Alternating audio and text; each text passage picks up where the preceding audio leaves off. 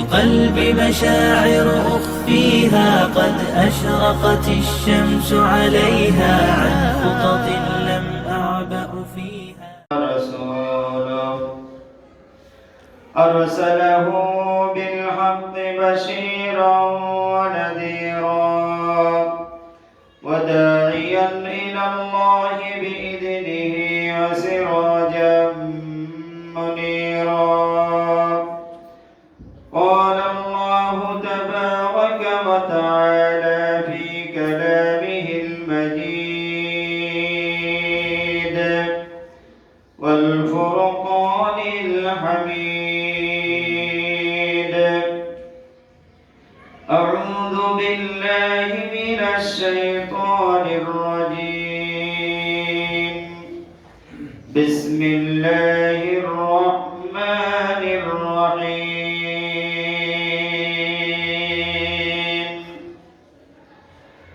وأما من خاف مقام ربه ونهى النفس عن الهوى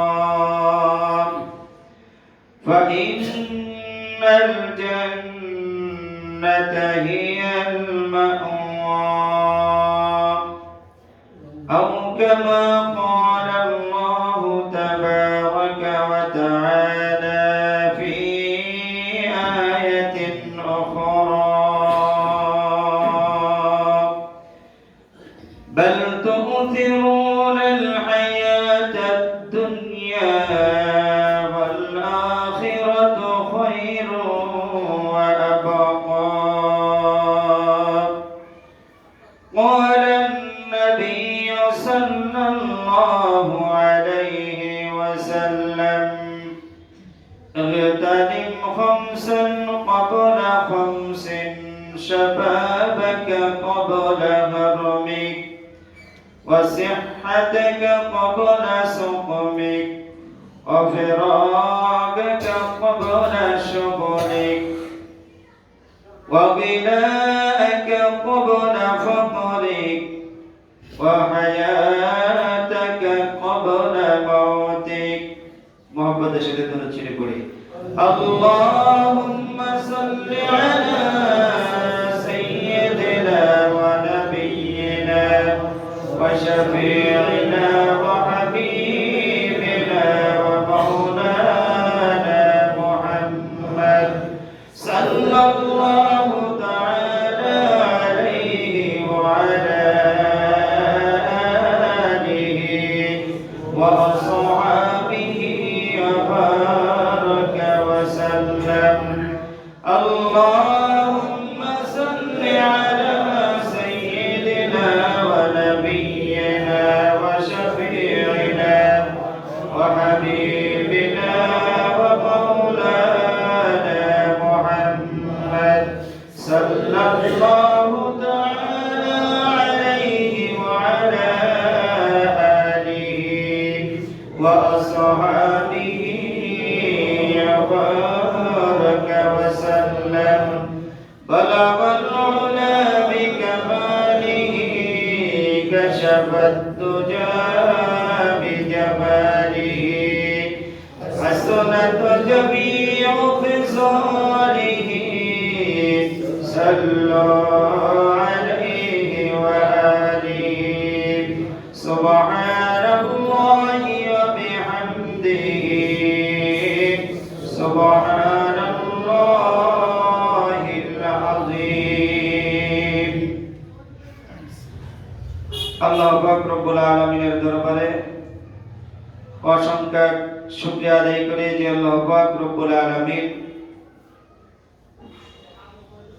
জামাদি ও সানি মাসের শেষ জুমার নামাজ আদায় করার জন্য হাসনাবাদ মধ্যপাড়া জামে মসজিদে এসে আমাদেরকে বসবার তৌফিক দান করলেন। অন্তরের অন্তরস্থল থেকে আমরা সকলে শুকরিয়া আদান করি আলহামদুলিল্লাহ। দুরূদ ও সালাম মানবতার মুক্তির দূত আহমদে মুস্তাফা হাবিবে কিবরিয়া আমার আপনার প্রিয় নবীজি হুজুরে পাক সাল্লাল্লাহু আলাইহি ওয়াসাল্লামের প্রতি মহব্বতের সাথে পড়ি সাল্লাল্লাহু আলাইহি ওয়াসাল্লাম। পবিত্র কালামুল্লাহর 30 নম্বর পারার সূরা নাজিয়াত থেকে একখানা আয়াতে কারিমা তিলাওয়াত করেছি। রাসূল পাক সাল্লাল্লাহু আলাইহি ওয়াসাল্লামের অগণিত হাদিস শরীফ থেকে একখানা হাদিস আমি পাঠ করেছি। আল্লাহ পাক রব্বুল আলামিন তৌফিক দান করলে আয়াত এবং হাদিসের দিকে দৃষ্টি রেখেই কিছু আলোচনা রাখবো। আল্লাহ পাক রব্বুল আলামিন আমাকে আলোচনা করবার, আপনাদেরকে ধৈর্য ধারণ করে শুনবার তৌফিক দান করুক। আমরা সকলে বলে আমিন। আমিন। আল্লাহ পাক রব্বুল আলামিন কালামুল্লাহ শরীফের মধ্যে ঘোষণা করেছেন, ওয়া আম্মা মান খাফা মাকামা রাব্বিহি ওয়া নাহান নাফসা আনিল হাওয়া। যে ব্যক্তি আল্লাহ পাক রব্বুল আলামিনকে ভয় করে, আল্লাহকে ভয় করার পরে নিজের নফসকে সমস্ত অশ্লীল বেহায়াপনা কাজ থেকে বিরত রাখে, আল্লাহ পাক রব্বুল আলামিন তার সম্পর্কে ঘোষণা করেছেন, ফাইন্নাল জান্নাতা হিয়াল মাওয়া। তার স্থান আল্লাহ পাক রব্বুল আলামিন মাওয়া নামক জান্নাতের মধ্যে স্থান দিবেন। জোরে বলেন সুবহানাল্লাহ। জান্নাতের মধ্যে আল্লাহ পাক রব্বুল আলামিন তার ঠিকানা রেখেছেন। তাহলে আয়াতের মধ্যে আমরা বুঝতে পারলাম যে আল্লাহকে ভয় করে, আল্লাহকে ভয় করার পরে তার এই জীবনটাকে সে কন্ট্রোল করে, সমস্ত অশ্লীল কাজ থেকে সে বিরত থাকে। আল্লাহ পাক রব্বুল আলামিন তার ঠিকানা রেখেছেন জান্নাতের মধ্যে। সুবহানাল্লাহ। তাহলে বোঝা গেল জান্নাতে যাওয়ার জন্য নিজের জীবনটাকে, নিজের নফসটাকে কন্ট্রোল করতে হবে। নিজের জীবনটাকে কন্ট্রোল করার নামই হচ্ছে বড় ইবাদত। মানুষের জীবনে অনেক কিছু চায়, মানুষের জীবনে, মানুষের নফসে অনেক কিছু চায়, সেটা বৈধভাবে হোক অথবা অবৈধভাবে হোক। আমার আপনার মনে অনেক কিছু চায়, কিন্তু আল্লাহ পাক রব্বুল আলামিন বলেছেন, বৈধটাকে তুমি গ্রহণ করো, অবৈধটাকে তুমি ছেড়ে দাও। তো বৈধটা গ্রহণ করা, অবৈধ ছেড়ে দেওয়া, এটা অনেক কষ্টের ব্যাপার। এটা করতে হলে বৈধটা গ্রহণ, অবৈধটা ছেড়ে দেওয়া, এটা একটা বড় মুজাহাদা, বড় জিহাদ। এই সংগ্রাম, খারাপ কাজটাকে ছেড়ে দেওয়া, বড় কাজটাকে, নফসের বিরোধিতা করা আর কল্যাণজনক ভালো কাজকে গ্রহণ করা, এটা একটা বড় জিহাদ, বড় সাধনা। তো আল্লাহ পাক রব্বুল আলামিন ঘোষণা করেছেন, যারা এমন করতে পারবে, নিজের কন্ট্রোল, নিজের নফসকে কন্ট্রোল করতে পারবে, বিনিময়ে আমি আল্লাহ পাক রব্বুল আলামিন তাকে জান্নাত রেখেছি। সুবহানাল্লাহ। জান্নাত তাদের একমাত্র প্রতিদান। এজন্য মানুষের জীবনে এক একটা কাল, এক একটা সময় আল্লাহ পাক রব্বুল আলামিন ভাগ করে করে রাখছেন। মানুষ যখন জন্মগ্রহণ করে, যখন শিশুকাল থাকে, তখন তারপরে শরীয়তের কোনো বিধান নেই। কারণ এই সময়টায় যদি তারপরে কিছু চাপায়া দেওয়া হয়, তাহলে সে সেটা পালন করতে পারবে না। এজন্য আল্লাহ পাক রব্বুল আলামিন এই সময়টাকে, এই কালটাকে ক্ষমার চোখে দেখেছেন। আল্লাহ কি করেছেন? ক্ষমার চোখে দেখেছেন। সে ভালো কাজ করলে, সে যদি ভালো কাজ করে, মনে করেন একটা ছেলে 6 বছর বয়সে রোজা রাখলো, এর প্রতিদান তার মা বাবা, তার উত্তরসূরি যারা আছে, আল্লাহ পাক রব্বুল আলামিন তার পুরো ইবাদতের সব তাদের আমলনামায় দান করে। সুবহানাল্লাহ। কারণ সে মুকাল্লাফ বিশ্বরা তখন এখন পর্যন্ত হয় নাই। এজন্য আল্লাহ পাক রব্বুল আলামিন মুকাল্লাফ বিশ্বরা যখন সে বালিগ হয়, পূর্ণবয়স্ক যখন হয় তখন যে ইবাদত করবে এই ইবাদতের সব তাকেও দেওয়া হয়। তবে সে যে নাবালক অবস্থায় অপ্রাপ্তবয়স্ক অবস্থায় যে ইবাদত বন্দেগী করলো এর বিনিময়ে আল্লাহ তাকেও দেন এবং তার পূর্বপুরুষ যারা আছে তাদের আমলনামায়ও দেন। মোট কথা এই সময়টায় যদি কোনো ইবাদত নাও করে তাকে ধরা হবে না। এটা বাল্যকাল, শিশুকাল। কিন্তু যখন সে পূর্ণ বয়সে পদার্পণ করে, যখন সে মুকাল্লাফ বিশ্বরা হয়, যখন সে প্রাপ্তবয়স্ক হয়ে যায়, তখন থেকে তারপরে সম্পূর্ণ শরীয়তের সমস্ত বিধিবিধান পালন করা তার জন্য ফরজ আইন হয়ে যায়। একটা ছেলের বয়স সে যখন পূর্ণ বয়স্ক না হয়, নামাজ তারপরে ফরজ না। যেদিন তার বয়স পূর্ণাঙ্গ 15 বছর পুরো হয়ে যায়, অথবা সে যদি প্রাপ্ত বয়স্ক তার আগেই হয়ে যায়, যেদিন তার পূর্ণ বয়স হয়ে যাবে, যৌবনের নমুনা তার মধ্যে যখন পাওয়া যাবে, ওই দিন থেকে তারপরে নামাজ ফরজ হয়ে যায়। এজন্য আল্লাহর নবী হুজুরে পাক সাল্লাল্লাহু আলাইহি ওয়াসাল্লাম ঘোষণা করেছেন, 5টা জিনিসকে 5টা জিনিসের আগে তুমি মূল্যায়ন করো, মূল্য দাও। 5টা জিনিস, যেহেতু মানুষের সব সময় সর্ব অবস্থায় এক অবস্থা থাকে না, সর্বকালে মানুষের একই অবস্থা, একই পরিস্থিতি থাকে না। বাল্যকালের এক অবস্থা যায়, যৌবনে পদার্পণ করার পরে তার আরেক অবস্থা চলে আসে। এজন্য আল্লাহ পাক রব্বুল আলামিন বান্দার যৌবন বয়সের ইবাদতটাকে বেশি পছন্দ করেন। আর আল্লাহর নবী হাদিস শরীফের মধ্যে বলেছেন, ইগতানিম খামসান ক্বাবলা খামসিন শাবাবাকা ক্বাবলা হারমিকা। আল্লাহর নবী হাদিস শরীফের মধ্যে ঘোষণা করেছেন, ও দুনিয়ার মানুষেরা, আমার উম্মতেরা শুনিয়ে নাও, 5টা জিনিসকে 5টা অবস্থা, 5টা অবস্থাকে 5টা অবস্থা আসার আগে তুমি মূল্যায়ন করো, এটাকে তুমি বড় গনিমত মনে করো।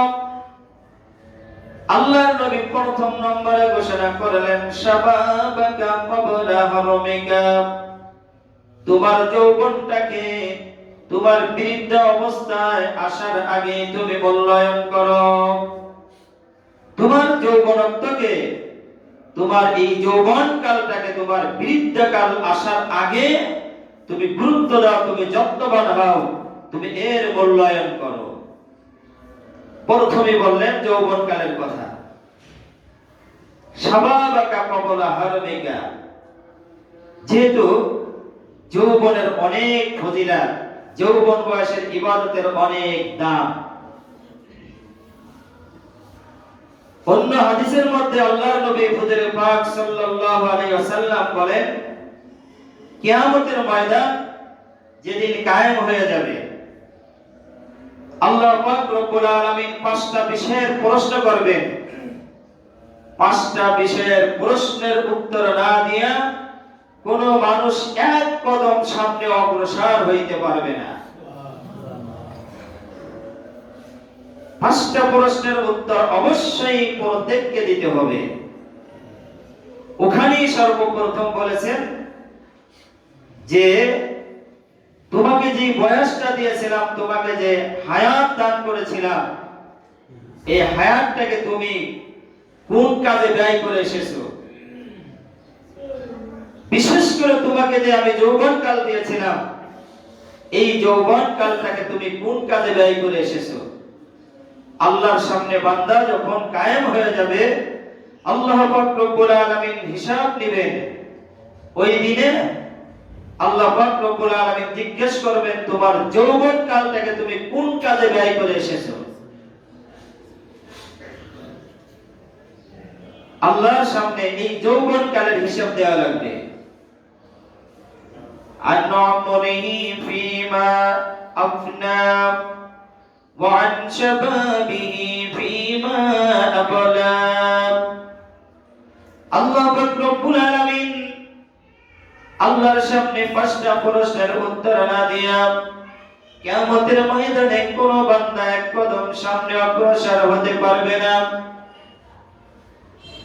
এর মধ্যে দ্বিতীয় নম্বরে আল্লাহ পাক রব্বুল আলামিন হিসাব নেবেন ওয়ান শাবাবিহি ফীমা আবলা ওয়ান শাবাবিহি তোমার যৌবন কালটাকে তুমি কোন কাজের মধ্যে ব্যয় করে এসেছো। আজ আমি আল্লাহ পাক রব্বুল আলামিনের সামনে তোমার যৌবন কালের পুরো হিসাব না দিয়া বান্দা বান্দি তুমি এক কদম সামনে অগ্রসর হইতে পারবে না। যৌবন কালের কথা, যৌবন কালের হিসাব দিতে হবে। এজন্য যৌবন কাল এটা বড় মূল্যবান, আমার আপনার জীবনের জন্য সবচেয়ে বড় গুরুত্বপূর্ণ সময় হচ্ছে আমার যৌবন কাল। তাই তো আল্লাহর নবী বলেছেন ইগতানিম খামসান ক্বাবলা খামসিন। আল্লাহ পাক রব্বুল আলামিন মানুষের জন্য যৌবন কাল রেখেছেন, শিশুকাল রেখেছেন, বৃদ্ধকাল রেখেছেন। আল্লাহ পাক রব্বুল আলামিন এই যৌবন কালের হিসাবটা কড়া গন্ডায় নেবেন। বাল্যকালের হিসাব আল্লাহ পাক রব্বুল আলামিন নেবেন না। যদি কোন ছেলে বা মেয়ে বাল্যকাল অবস্থায় মারা যায়, আল্লাহ পাক রব্বুল আলামিন তার কবরে মুনকার নেকির ফেরেশতা পাঠায়া তাকে বিরক্ত করবে না। নবী সম্পর্কে প্রশ্ন হবে না, আল্লাহ সম্পর্কে প্রশ্ন হবে না, দিন সম্পর্কে তার বিরক্ত করা হবে না। কিন্তু যেদিন থেকে যে যৌবনে পদার্পণ করেছে, এই সন্তানটা যখন মারা যাবে যুবক, ওর সামনে রব সম্পর্কে প্রশ্ন করা হবে। রবের বিধান তুমি কতটুকু পালন করে এসেছো, রবের হুকুম তুমি কতটুকু পালন করেছো, পূর্ণাঙ্গ হিসাব যুবকের দিতে হবে। ওয়ান শাবাবিহি ফীমা আবলা তোমার যৌবন কালটাকে কোন কাজে তুমি ব্যয় করে এসেছো। আল্লাহ পাক রব্বুল আলামিন যৌবন কালের হিসাব আল্লাহ পাক নেবে। এজন্য আল্লাহ পাক রব্বুল আলামিন বলেন মানুষের সময়ের মধ্যে সবচেয়ে পাগলামির সময় হচ্ছে যৌবন কাল। আল্লাহ পাক রব্বুল আলামিন সূরা নাজিয়াতের মধ্যে ঘোষণা করেছেন ওয়া আম্মা মান খাফা মাকামা রাব্বিহি ওয়া নাহান নাফসা আনিল হাওয়া ফাইন্নাল জান্নাতা হিয়াল মাওয়া। ওয়া আম্মা মান খাফ যেই যুবক তার যৌবন কালটাকে আল্লাহকে ভয় করবে আর সব সময় সে স্মরণ রাখবে একদিন তো আমাকে আল্লাহর সামনে হাজির হতে হবে। হাজির হতে হইবে কি হইবে না? আল্লাহর সামনে যাওয়া লাগবে তো সবাই। আল্লাহর সামনে আমাদের প্রত্যেককে হাজির হতে হবে। এজন্য আল্লাহ পাক রব্বুল আলামিন বলেন فَأَمَّا مَنْ خَافَ مَقَامَ رَبِّهِ وَنَهَى النَّفْسَ عَنِ الْهَوَى যেই যুবক তার যৌবন কালটাকে কন্ট্রোল করবে, আল্লাহ পাক রব্বুল আলামিনের সামনে হাজির হতে হবে, এইটা মনে স্মরণ রেখে তার জীবন যাপন করবে, যৌবন কালটাকে ইবাদতের মধ্যে লাগাইবে। আল্লাহ ঘোষণা করেছেন ওই যুবকের জন্য আমি আল্লাহ জান্নাত তৈরি করে রেখেছি। শুধু কি জান্নাত, আরো কত বড় মর্যাদা তার জন্য আল্লাহ পাক রব্বুল আলামিন রেখেছেন। আল্লাহর নবী অন্য হাদিসের মধ্যে বলেন 7 শ্রেণীর মানুষকে আল্লাহ জান্নাতের ছায়াতলে স্থান দিবেন। যেই দিন কোনো ছায়া থাকবে না, মাথার উপরে সূর্য উঠবে, মানুষেরা পাগলের মতো দৌড়াদৌড়ি ছোটাছুটি করতে থাকবে। এই কঠিন মুহূর্তের মধ্যে যেই যুবক যেই যুবক তার যৌবনকালটাকে ইবাদতের মধ্যে কাটায় দিয়েছে, তার ইবাদতের মধ্যে যুবক চলতো, এই যুবককে আল্লাহ আরশের নিশায় ছায়া দান করবেন। আল্লাহর নবী বলেন, ওয়াশাবুন নাশাআ ফি ইবাদাতিল্লাহ। এক হাদিসে আল্লাহর নবী বলেছেন, পাঁচটা জিনিসকে পাঁচটা জিনিসের আগে তুমি মূল্যায়ন করো। প্রথমে যুবকের কথা বললেন। দ্বিতীয় হাদিসের মধ্যে বলেছেন, আল্লাহ পাক রব্বুল আলামিনের সামনে পাঁচটা প্রশ্নের উত্তর না দিয়ে বান্দা এক কদম সামনে যাইতে পারবে না। এই হাদিসের মধ্যে যুবককে দ্বিতীয় স্থানে রেখেছেন। এই হাদিসের মধ্যে প্রথমে বলেছেন, তোমার জীবন, তোমাকে 60 বছর দান করেছিলাম, এই তোমার জীবনটাকে তুমি, তোমার সময়টাকে কোন কাজে ব্যয় করেছো? এই সময়ের মধ্যে যৌবনকাল আছে কি নাই, কি বলেন? এই সময়ের মধ্যে যৌবনকাল আছে, তারপরেও দ্বিতীয় স্থানে এনেছেন যে তোমার যৌবনকালটাকে তুমি কোন কাজে ব্যয় করে এসেছো। যুবকের কত দাম! অন্য হাদিসের মধ্যে আল্লাহর নবী বলেন, 7 শ্রেণীর মানুষকে আল্লাহ আরশের নিচে ছায়া দান করবেন। এখানে 1 নম্বরে ন্যায় বিচারক বাদশা, 2 নম্বরে যুবকের কথা উল্লেখ করেছেন। ন্যায় বিচারক বাদশা যে, সে তো যুবকও তো বাদশা হইতে পারে, পারে কি পারে না? তাই ন্যায় বিচারক বাদশার মধ্যে যুবকও আছে, তথাপি আবার স্পেশাল ভাবে যুবকের কথা তুলে ধরছেন। সার কথা আমাদের বুঝে আসলো, যৌবনকালের ইবাদত আল্লাহর কাছে অনেক গ্রহণযোগ্য ইবাদত। এই জন্য 1 এবং 2 নম্বরের মধ্যে যুবকের কথাই এনেছেন। জোরে বলেন সুবহানাল্লাহ। তাহলে 7 শ্রেণীর মানুষকে আল্লাহ আরশের নিচে ছায়া দান করবেন। আরশের নিচে ছায়া দান করবেন। তার দ্বিতীয় নম্বর হচ্ছে যুবক। ওয়াশাবুন নাশাআ ফি ইবাদাতিল্লাহ। 7 শ্রেণীর মানুষের দ্বিতীয় নম্বর ওই যুবক যে আল্লাহর ইবাদতের মধ্যে তার সময়টাকে কাটিয়ে দেবে। তাহলে যৌবনকালের ইবাদত কত বড় কঠিন! এই যৌবনকালটাকে আমাদের কন্ট্রোল করতে হবে। যেহেতু যৌবনকালটায় দুনিয়ার মানুষের কাছে মূল্যায়ন হয়, কি বলেন ঠিক কিনা? যৌবকের যে দাম, বুড়ো মানুষের কি সেই দাম আছে নাকি, কি বলেন? সরকারি পর্যায়েও বুড়ো মানুষের দাম নাই। 80 বছরের মানুষ বুড়া, অনেক ভদ্র, অনেক শিক্ষিত, তাকে কোনো চাকরিতে সরকার নেবে না। নেবে? 18 বছরের যুবককে সরকার চায়। আর্মি, মিডিয়ার, পুলিশ, যত চাকরি ডিপার্টমেন্টে আছে সব জায়গায় মানে যুবককে চায়, যুবকের সম্মান। এই জন্য যুবকদের যেটা সম্ভব, এই বুড়ো মানুষ দ্বারা সেটা সম্ভব নয়। এই জন্য দুনিয়ার বাদশা পর্যন্ত, প্রেসিডেন্ট পর্যন্ত এই যুবক ছাড়া বুড়ো বৃদ্ধ মানুষকে পছন্দ করে না, কোন চাকরি ডিপার্টমেন্টের মধ্যে রাখে না। কি বলেন ঠিক কিনা? যুবকের দাম, যুবকের ধারায় যেটা সম্ভব, এটা বৃদ্ধ মানুষের জন্য সম্ভব নয়। তাহলে বুড়ো মানুষের কি অবস্থা? তাদের কি কোনো দাম নেই? হ্যাঁ, অবশ্যই সরকারের কাছেও বৃদ্ধ মানুষের দাম আছে, বুড়ো মানুষের দাম আছে।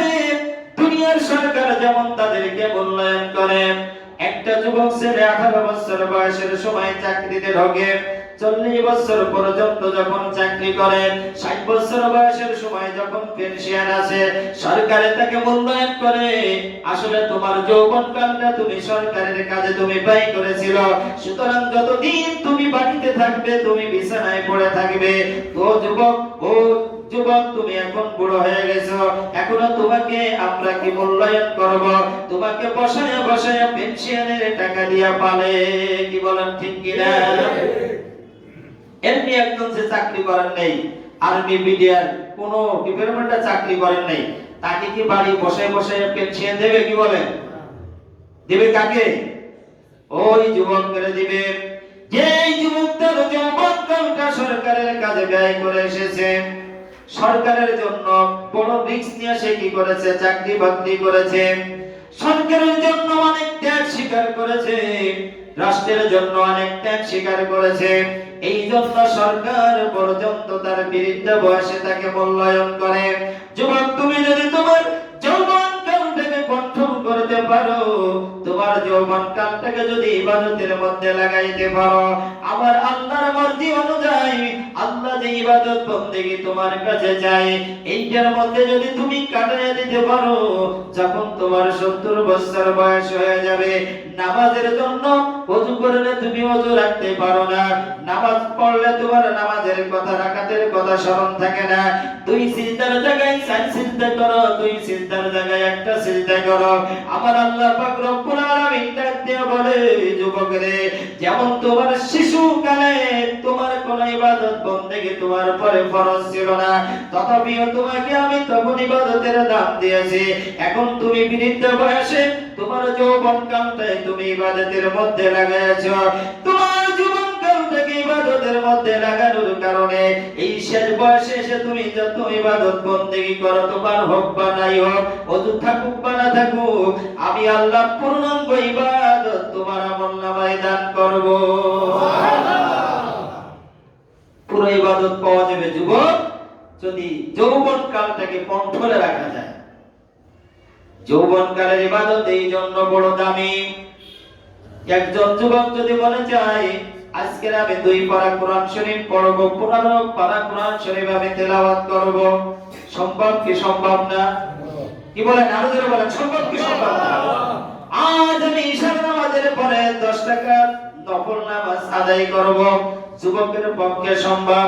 রাত 12টার সময় উঠে আমি তাহাজ্জুদের নামাজ পড়ব, যুবকের জন্য সম্ভব। আমি আজকের সারা রাত জেগে জেগে আল্লাহর জিকিরের মধ্যে থাকব, এটা কিন্তু যুবকের জন্য সম্ভব। বুড়া মানুষ যতই চেষ্টা করো, কিন্তু এটা তার পক্ষে সম্ভব নয়। সম্ভব নাকি? কি বলেন? এই জন্য যৌবন কালটা যে তার ইবাদতের মধ্যে কাটিয়ে দেবে, কন্ট্রোল করতে পারবে, আল্লাহর সন্তুষ্টির জন্য করবে, তার বৃদ্ধ বয়স যখন আসবে, আল্লাহ পাক রব্বুল আলামিন তার বৃদ্ধ বয়সে তার ইবাদত খালি বোনাস তার আমলনামায় লিখতেই থাকবে। জোরে বলেন সুবহানাল্লাহ। এজন্য যুবকের অনেক দাম। আল্লাহর নবী বলেছেন, ইগতানিম খামসান ক্বাবলা খামসিন। ও আমার উম্মতেরা, শুনিয়া নাও, 5টা জিনিস আসার আগে তুমি মূল্যায়ন করো। ইগতানিম, গনিমত মনে করো, মূল্য দাও। ক্বাবলা খামসিন, 5টা জিনিস আসার আগে 5টা জিনিসকে। 1 নম্বর, শাবাবাকা ক্বাবলা হারমিকা, তোমার বৃদ্ধ বয়স আসার আগে যৌবন কালটাকে তুমি কন্ট্রোল করো। যৌবন কালটাকে তোমার কন্ট্রোল করতে হবে, ইবাদত করতে হবে। কিন্তু আমাদের পরিতাপের বিষয়, যখন যৌবন কাল থাকে, মানুষকে মানুষ বলে আমরা কেয়ার করি না।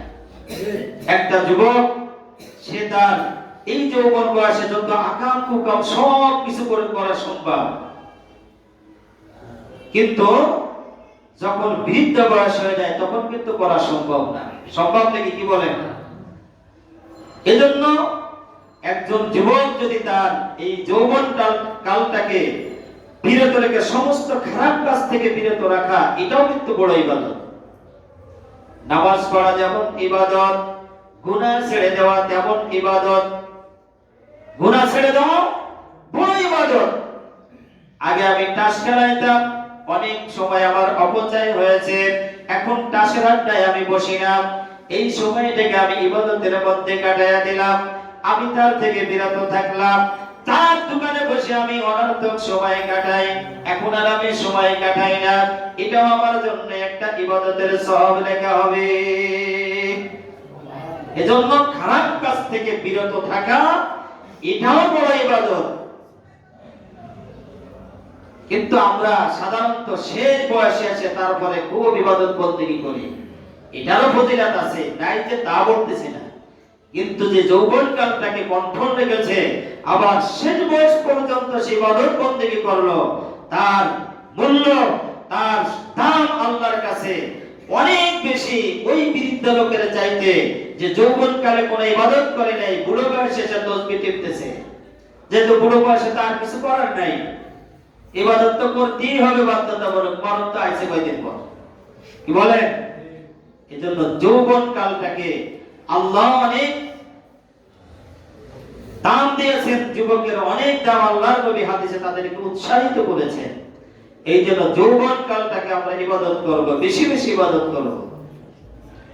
সাহাবায়ে কেরাম রাদিয়াল্লাহু তাআলা আনহুম আজমাইন তাদের জীবনীতে পাওয়া যায় যৌবন কালটাকে তারা কত বড় কন্ট্রোল করেছেন।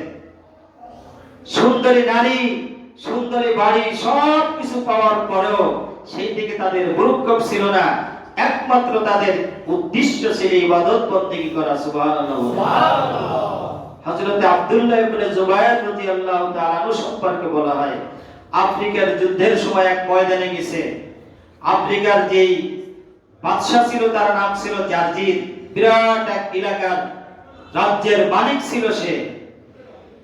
এই শাসক মুসলমানদের সাথে যুদ্ধ হবে, জারজির ঘোষণা করে দিল যে মুসলমানের সেনা প্রধান আব্দুল্লাহ ইবনে সারাহ রাদিয়াল্লাহু তাআলা আনহু, নবীর একজন বড় মাপের সাহাবী ছিলেন আব্দুল্লাহ ইবনে সারাহ রাদিয়াল্লাহু তাআলা আনহু, উনার সম্পর্কে জারজির ঘোষণা করলো যে আজ যুদ্ধে তোমরা যার আব্দুল্লাহ বিন জারাহ কল্লাকে আনতে পারবে, তাকে এই রাষ্ট্রের রাষ্ট্রপ্রধানের মেয়ে এবং এই রাজত্বের মালিক তাকে বানাই দেওয়া হবে। যারা বলেন নাউজুবিল্লাহ।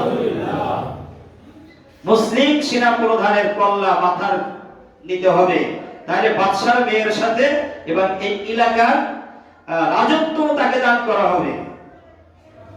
তো আব্দুল্লাহ ইবনে সারাহ রাদিয়াল্লাহু তাআলা উনিও সাহাবাদের সাথে পরামর্শ করেন, ওরা তো এই ঘোষণা দিয়েছে আমার কল্যাণের ব্যাপারে, বাদশার মেয়েকে বিবাহ দেবে এবং এই রাজ্যের মালিক তাকে বানাই দেওয়া হবে, তাহলে আমি কি ঘোষণা দিতে পারি? তখন সাহাবায়ে কেরাম ওনারা ঘোষণা দিলেন, ওনারা পরামর্শ দিলেন যে আপনি ঘোষণা দেন যে জারজিরের কল্লাকে যে আনতে পারবে তাকে জারজিরের মেয়ের সাথে বিবাহ দেওয়া হবে এবং পুরো রাজ্যের মালিক তাকে বানাই দেওয়া হবে এবং 1 লক্ষ টাকা তাকে পুরস্কার দেওয়া হবে। সুবহানাল্লাহ বলেন। এখন যুদ্ধ শুরু হয়ে গেল। তখনকার যুদ্ধের নিয়ম ছিল মেয়েরা ছেলেরা সবাই ময়দানে আসতো। জারজিরের মেয়েও এই দৃশ্য দেখতেছিল যুদ্ধের, তার উপযুক্ত মেয়ে ছিল, সুন্দরী মেয়ে ছিল জারজিরের। তো যখন থেকে যুদ্ধ শুরু হয়ে গেছে, যুদ্ধ হওয়ার পরে এক পর্যায়ে জারজিরের কল্লা পড়ে গেছে। মুসলমানরা চরমভাবে আফ্রিকার যুদ্ধে বিজয় লাভ করেছে। হযরত আব্দুল্লাহ ইবনে সারাহ রাদিয়াল্লাহু তাআলা আনহু যুদ্ধ যখন শেষ হয়ে যায়, সাহাবায়ে কেরাম মুসলিম সৈনিকদেরকে নিয়ে বৈঠক করতেছেন, আল্লাহর প্রশংসা করলেন, যুদ্ধে বিজয় লাভ করার কারণে আল্লাহর প্রশংসা করলেন, মুজাহিদদের প্রশংসা করলেন। এবার উনি ঘোষণা দিতেছেন, আবার যে একটা ওয়াদা ছিল, আল্লাহকে সাক্ষী রেখে আমি ওয়াদা করেছিলাম জারজিরের কল্লাকে জানতে পারবে, জারজিরের মেয়ের সাথে তাকে বিবাহ দেওয়া হবে এবং এই রাষ্ট্রের প্রধান তাকে বানানো হবে এবং 1 লক্ষ টাকা তাকে পুরস্কার দেওয়া হবে। জারজিরের মেয়ে তো আজকের বন্দী হয়ে চলে এসেছে, আমাদের পাশেই আছে। তোমরা মুসলমানরা কে জারজিরের কল্লাকে এনেছো, জারজিরকে হত্যা করেছো, সে তার পরিচয়টা দাও। এখনই এই উপস্থিত মজলিসে জারজিরের মেয়ের সাথে তাকে বিবাহ পড়ানো হবে। জারজিরের মেয়েকে এই মজলিসের মধ্যে এখানে আমরা বিবাহ পড়াই দেব। কে তোমরা, কোন সৈনিক জারজিরকে হত্যা করেছে তার পরিচয় দাও।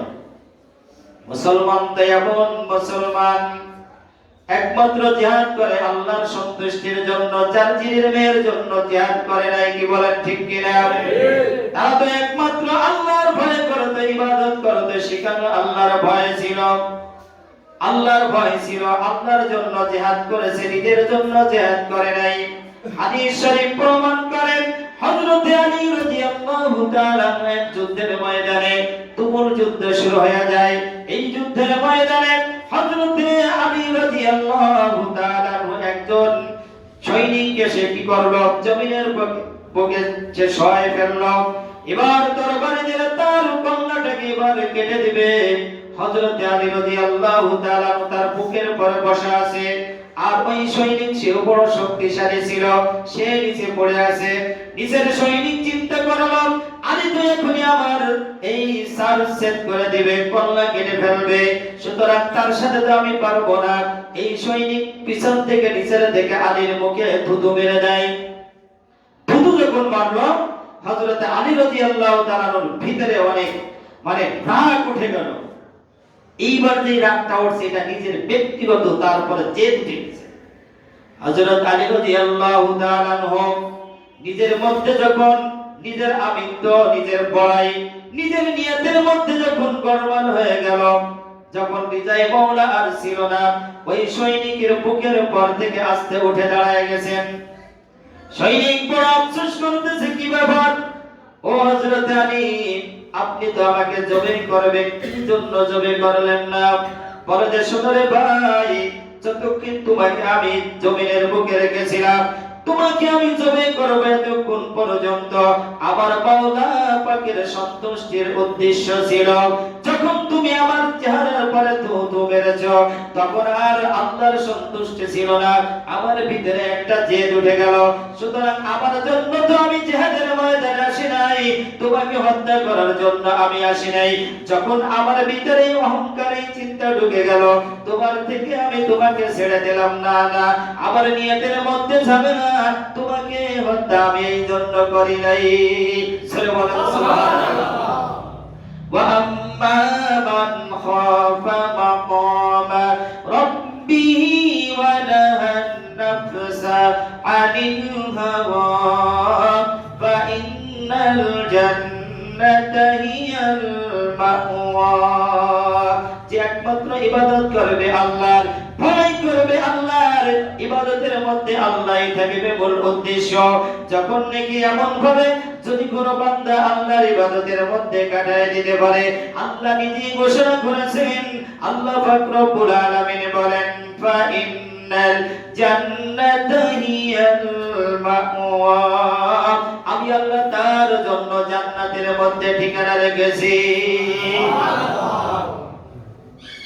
জারজির বারবার ডাক দিয়া বলতেছে, কে মুসলমান সৈনিকেরা, আমার ওয়াদা আমি পূরণ করার জন্য তোমাদেরকে আমি বলতেছি, এখন স্বীকার যাও, জারজিরকে কে তোমরা হত্যা করেছো? কেউ স্বীকার যায় না, সবাই স্তব্ধ ধরে আছে, সবাই আবার অপেক্ষায় আছে, এই কাজটা কে করলো?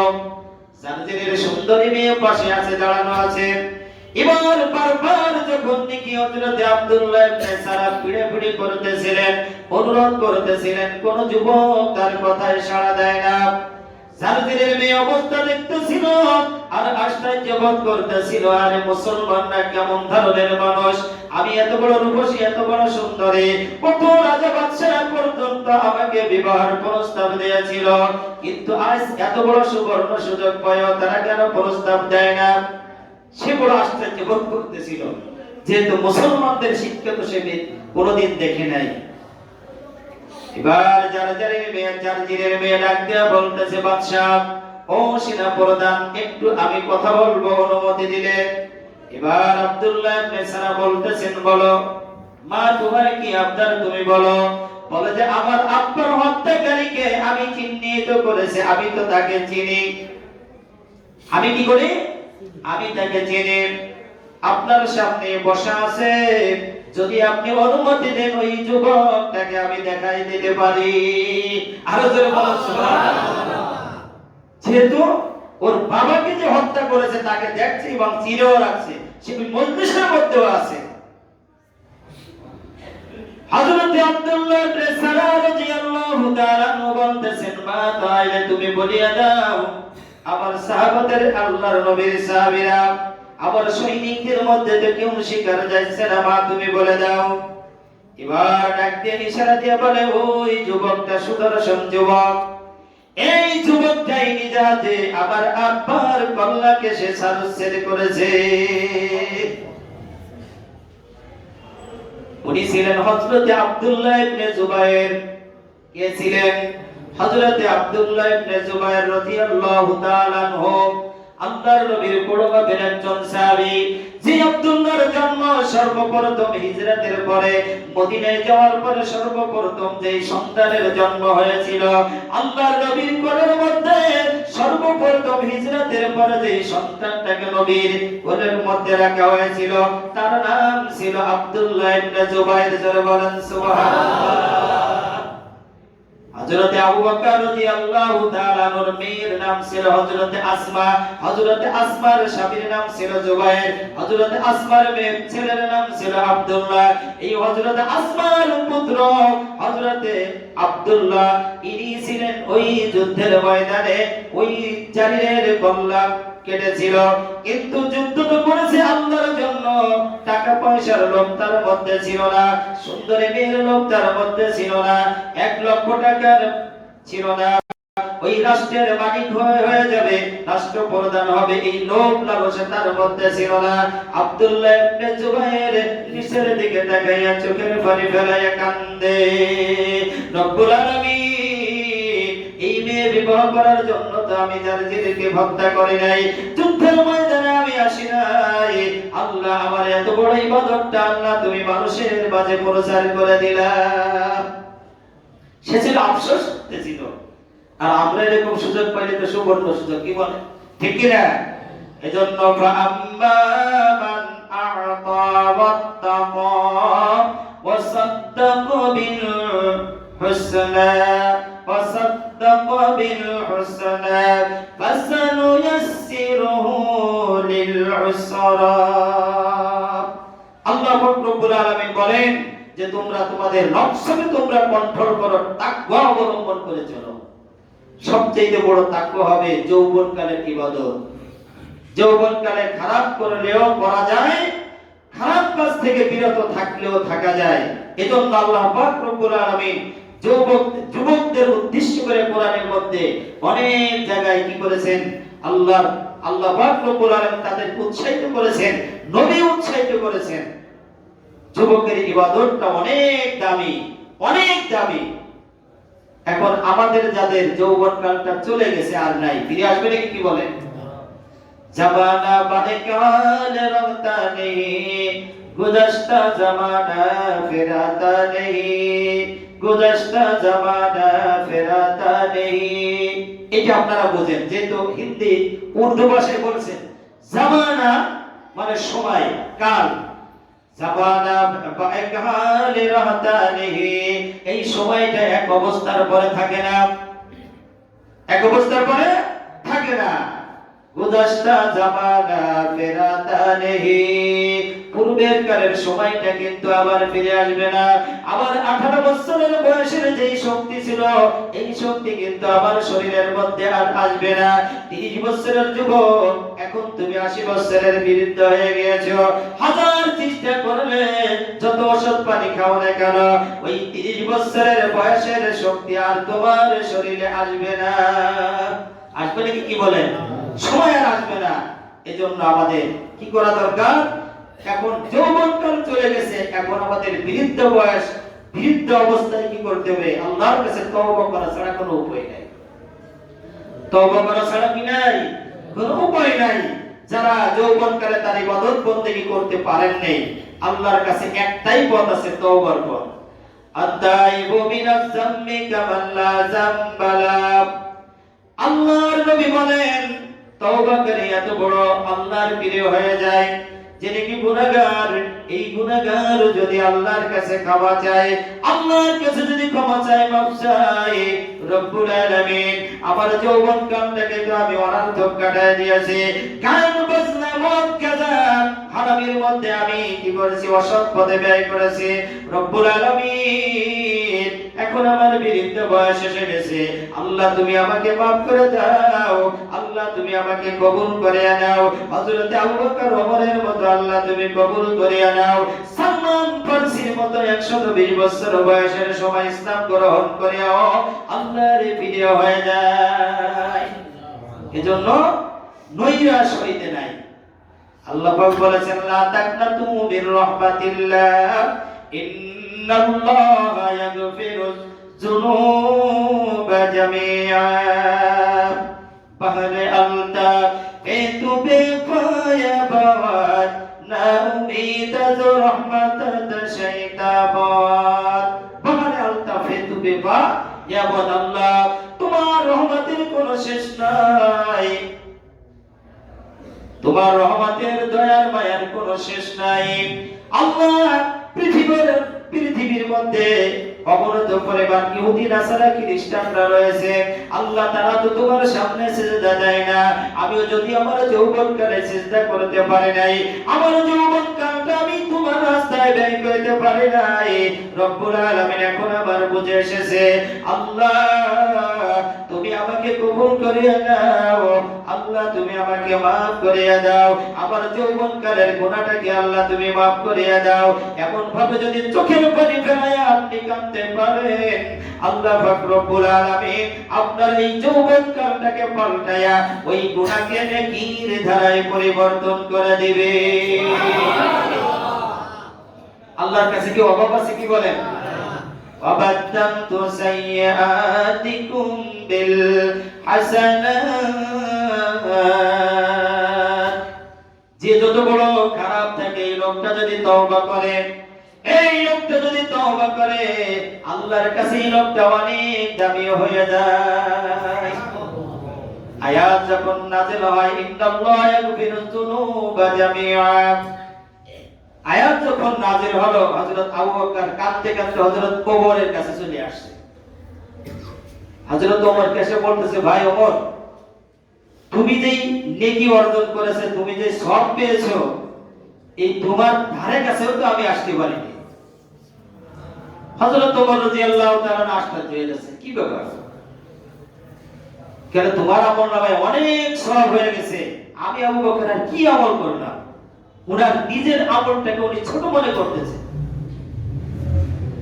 হযরত ওমর রাদিয়াল্লাহু তাআলা আশ্চর্য হয়ে যাচ্ছেন, ডাইরেক্ট দিয়ে বলতেছেন, ভাই আবু বকর, তুমি তো প্রথমে ইসলাম গ্রহণ করেছো, তুমি তো অনেক সম্মানিত, তোমার মর্যাদা অনেক বেশি, তোমার তো আল্লাহর নবী প্রশংসা করে অনেক বড় ইবাদতগুজার লোক তুমি, তোমার আমলনামায় তো অনেক সওয়াব রয়েছে, কেন তুমি এই কথা বলতেছো? হযরত আবু বকর বলতেছে, ওমর রে, আমি তো নবীর কল্যাণের জন্য যাই নাই, তুমি তো নবীর কল্যাণের জন্য গিয়েছিলা, সবচেয়ে বড় গুনার কাজ তুমি করার ইচ্ছা করেছিলা, সবচেয়ে বড় নাফরমানির কাজ করার জন্য তুমি গিয়েছিলা, কল্লা তুমি আনো নাই, কল্লা কাটার পরিবর্তে তুমি ইসলাম গ্রহণ করেছো। তোমার যেই পরিমাণ গুনাহ হয়েছিল, যেই পরিমাণ তোমার গুনাহ হয়েছিল, এই কাজ করার জন্য এই পরিমাণ নেকি দিয়ে তো আল্লাহ তোমার আমলনামায় নেকি দান করেছে, সুতরাং এই জন্য তুমি আমার চাইতে বড় নেকির মালিক হয়ে গেছো। সুবহানাল্লাহ। আল্লাহ বলেছেন, ওয়াবাদদামতু সাইয়্যাতিকুম বিল হাসানাত, বান্দা যত নাফরমানি করে, যত বড় গুনাহের কাজ করে, যদি সে তওবা করে, খাঁটি মনে তওবা করে, তার সমস্ত গুনাহকে আল্লাহ নেকি দিয়ে পরিবর্তন করে দেয়। ওমর, তুমি নবীর কল্যাণের জন্য গিয়েছিলা, বড় গুনার কাজ করেছিলা, আল্লাহ তোমাকে ওই গুনাহটাকে নেকি দিয়ে পাল্টায় দিয়েছে। এজন্য আমাদের নৈরাশ হওয়ার কিছু নাই। যৌবনকালে পারি নাই, এখন করব। তবে এই কথা শোনার পরে যুবকেরা যদি বলে যে ঠিক আছে, তাহলে আমরা বুড়ো হয়ে গেলে তখন তওবা করব, এইরকম যদি মনোভাব থেকে, তাহলে আবার হবে না। এজন্য সব সময় কোন মুহূর্তে যুবক তুমি বুড়ো হবে এরকম কোনো গ্যারান্টি আছে? কি বলেন, আছে নাকি? গ্যারান্টি আছে? তোমার সমগ্র রাজ হলবে খোদা, তোমার সমগ্র রাজ হলবে খোদা, তেরো গিরদ সপ্ত গিরদ মরতোরা, তেরো গিরদ সপ্ত গিরদ মরতোরা। আল্লাহ তোমাকে ধরে না, তুমি নাফরমানির কাজ করো যুবক, সমস্ত খারাপ কাজে তুমি সামনে সামনে থাকো, আল্লাহ তোমাকে ধরে না এই কথা তুমি মনে করো না। তোমার সাথে তো কত মানুষ তোমার সাথে একই আন্দোলনে যায়, একই খারাপ কাজে যায়, একই ডাকাতি করতে যায়, 10 জনের মধ্যে 2 জন মারা পড়ে যায়, তোমরা 8 জন চলে আসছো।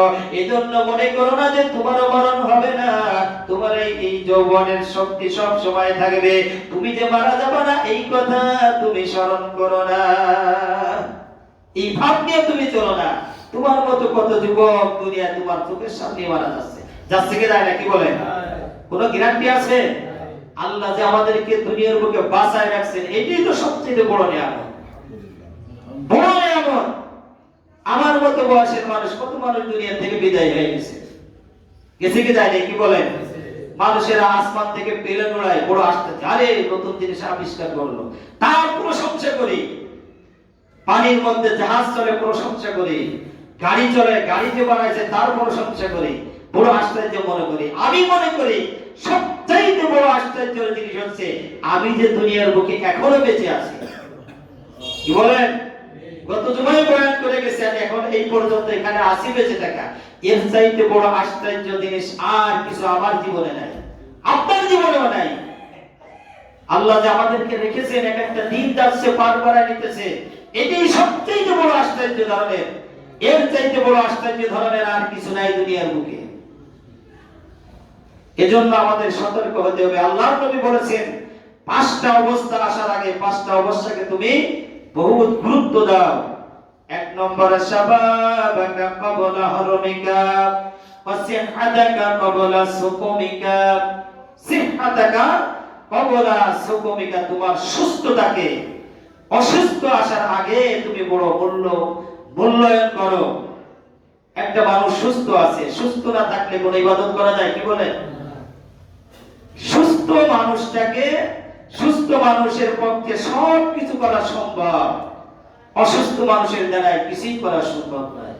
আমাদের সমাজ আছে কত মানুষ অসুস্থ অবস্থায় দীর্ঘদিন বিছানায় পড়ে আছে, এমন অসুস্থ হয়ে যায় একটু আল্লাহর নাম উচ্চারণ করবে তাও সম্ভব হয় না। আসলে প্যারালাইসিস, মুখ বন্ধ হয়ে আছে, হাত বন্ধ হয়ে আছে, ভালো একটা কাজ করবে, এই কাজ করার আর ক্ষমতা নাই। এজন্য আল্লাহর নবী বলেছেন, যে কয়দিন, যে কয় মুহূর্ত তোমাকে আল্লাহ সুস্থ রাখলে, অসুস্থ হওয়ার আগে তোমার এই সুস্থতাকে তুমি মূল্যায়ন করো। গিনাকা ক্বাবলা ফাকরিকা, তোমার অর্থ সম্পদ থাকা অবস্থায় তোমার ওই অর্থ সম্পদকে বড় মূল্যায়ন করো, সৎ ব্যবহার করো, অনর্থক তুমি অপচয় করো না। ক্বাবলা ফাকরিকা, তোমার গরিবী অবস্থায় আসার আগে তোমার অর্থ সম্পদকে তুমি মূল্যায়ন করো, ভালো ভালো কাজে তুমি লাগাও, তা না হলে এমন একদিন আসবে তুমি ফকির হয়ে যাইবা। আল্লাহ পারে কি পারে না? আল্লাহ সব কিছু করতে পারে। অনেক বড় বড় কোটিপতি হাত পাতায় মানুষের দ্বারে দ্বারে হাত পেতে পেতে খেয়ে না খেয়ে মারা গেছে, এরকম প্রমাণ আছে কি নাই? আল্লাহ পাক করলে করতে পারে, আল্লাহ সব কিছু করতে পারে। এজন্য আল্লাহ নবী বলেছেন, তোমার অর্থ থাকতে এই অর্থের সৎ ব্যবহার করো।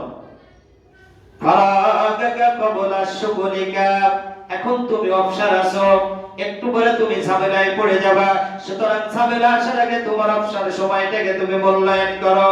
5 নম্বর হায়াতাকা ক্বাবলা মাউতিকা, তোমার এই মরণ আসার আগে তোমার হায়াতটাকে তুমি মূল্য দাও। হায়াত থাকতে এই হায়াতের দাম দাও, মূল্য দাও। ক্বাবলা মাউতিকা, মরার পরে হাজার চেষ্টা করলে আর কাজ হবে না। আল্লাহ পাক রব্বুল আলামিন আমাদের আজকের এই নসিহতের পরে পাঁচটা জিনিসের আসার আগে মূল্যায়ন করবার তৌফিক দান করুক। আমরা সকলে বলি আমিন। 4 রাকাত ক্বাবলাল জুমা নামাজ আমরা সকলে পড়ে নিই।